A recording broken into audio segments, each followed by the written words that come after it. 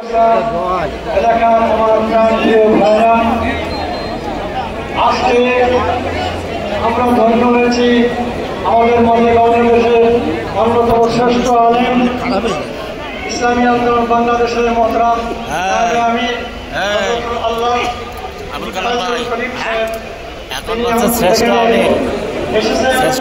আমরা যশোরের পক্ষ থেকে তাকে মোবারকবাদ জানাচ্ছি, অভিনন্দন জানাচ্ছি। প্রিয় ভাইরা, গণহত্যার বিচার, ক্রিয়ার পদ্ধতি নির্বাচন এবং ইসলামের বিরুদ্ধে ষড়যন্ত্রের বিরুদ্ধে আজকের এই সমাবেশ।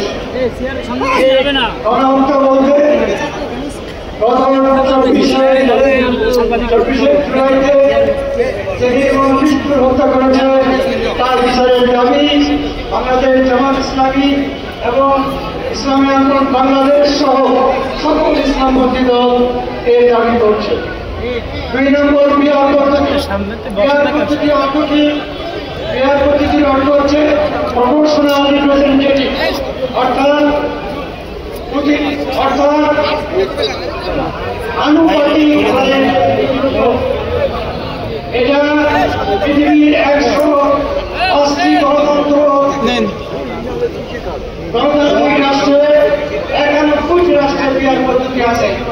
এতে কি সুবিধা হবে? আমি যশোরের একটা উদাহরণ দিই।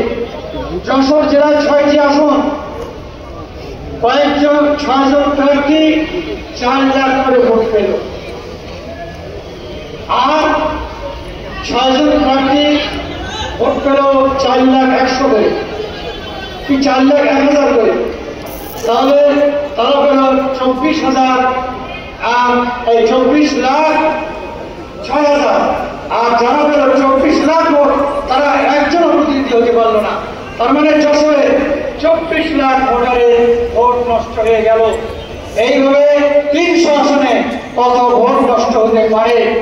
এই জন্য আজ বাংলাদেশ জামাত ইসলামী এবং ইসলামী আন্দোলন বাংলাদেশ এই দাবি করেছে যে বাংলাদেশের এই 13 কোটি ভোটার তাদের ভোটের যেন মূল্য হয়। আর বিহার পদ্ধতিতে যদি নির্বাচন হয়, 1 নম্বর লাভ হচ্ছে কোনো মারামারি হবে না, এই 300 সিটে কোনো মারামারি হবে না। 2 নম্বর লাভ হচ্ছে জনগণের মত সবচেয়ে বেশি প্রতিফলিত হবে, একটা ভোটও বাদ যাবে না। 3 নম্বর লাভ হচ্ছে সরকার ফ্যাসিস্ট হতে পারবে না। 54 বছর ইতিহাস, সরকার ফ্যাসিস্ট হয়েছে, সরকার ফ্যাসিস্ট হতে পারবে না। এখানে সকল সরকারকে, জনমতকে গুরুত্ব দিতে হবে, বিরোধী দলকে গুরুত্ব দিতে হবে। আইন পাস করতে হলে যা খুশি তা আইন করতে পারবে না। কেউ ভাড়া এরকম অন্তত 20টি সুবিধা আছে। প্রধানমন্ত্রী আছেন, আমি সেদিকে যাবো না। একটা অসুবিধা আছে, যারা ফ্যাসিস্ট হতে চায়, যারা জনমতকে রক্ষা করে আইন পাস করতে চায়, তাদেরকে বড় অসুবিধা। তারা অনেকে বলেন যে যদি 2 পাশে সমান হয় তাহলে সরকার ভঙ্গ হবে। আমি বলি আমেরিকায় তারা সিনেটের 2 পাশে সমান, 1-2 বেশি কম, 1-2 বেশি করে সেখানে আইন পাস হয়, ওই সেখানে তো অস্থিতিশীল সরকার হয় না। সম্মানিত ভাইরা, আমরা মনে করি যারা গণতন্ত্র পছন্দ করে, আসুন আমরা বাংলাদেশকে এই বিহার পদ্ধতির নির্বাচনে সমর্থন দিয়ে বাংলাদেশকে একটি শক্তিশালী রাষ্ট্রে পরিণত করি। সম্মানিত ভাইরা, আল্লাহ তাআলা বলেছেন লাকাদ আরসালনা রাসূলানা বিল বায়িনাত। এখানে আল্লাহ বলেন আমি কোরআন পাঠিয়েছি এবং রাসূল পাঠিয়েছি, প্রতিটি মানুষ যেন সুবিচারের ভিতরে বসবাস করতে পারে।